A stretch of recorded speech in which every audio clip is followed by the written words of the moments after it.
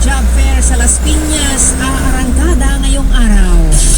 Balitang international naman mga kabrigada, North Korea bigla ang kinansila ang kanilang unang international flight. Balitang sports mga kabrigada, ang Gilas Pilipinas. Puspusan po ang paghahanda sa FIBA World Cup. Kapuna ng Pilipinas, pinayuko ng Mexico sa huling tune-up game bago ang torneo. Sa ating showbiz balita naman, aktor na si Jack Roberto nalungkot sa mga fan wars hinggil sa kanyang girlfriend na si Barbie Fortesa at sa kalab din nitong si David Licauco. At sa ating tiranding mga kabrigada, no boyfriend since birth. Ikinasal sa edad po na 70. Oy, Mabol. mabul pa.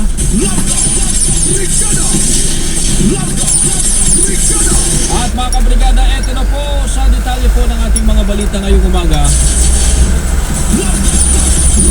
Atin po sa atin yan mga kabrigada ng Drive Max Plus Herbal Capsule. Ang lalaking laging angat. Tama ba yun?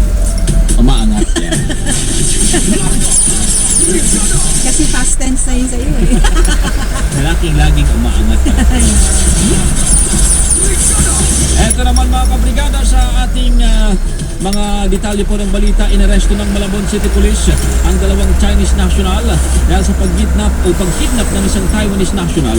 Kinilala ng mga pulis ang nakaligtas na biktima na si Wang Huizhen o Wang Weichen, habang pinangalanan din ng mga otoridad ang dalawang narestong suspect na sina Jiang Jilin at si Ma Panchin.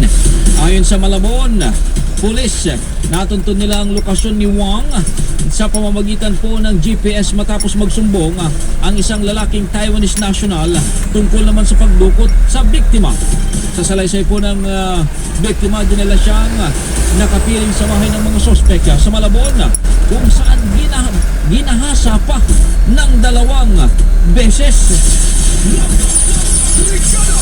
Samantala mga kabrigada, kasado na po ngayong araw ang Community Job Fair ng lungsod ng Las Piñas na pinangungunahan po ng Public Employment Service Office o PESO. Magsisimula mamayang alas 8 pa ng umaga hanggang alas 3 ng hapon sa Villa Gymnasium sa Barangay Talundos ang naturang job fair. Pinaalalahanan naman ng mga otoridad ang mga interesado pong aplikante na magsuot ng corporate attire partner at magdala ng 3 o mas marami pang resume o biodata, ballpen at vaccination card. Kung maalala mga kabrigada, sa huling datos po na inilabas ng Philippine Statistics Authority, nakapagtala ng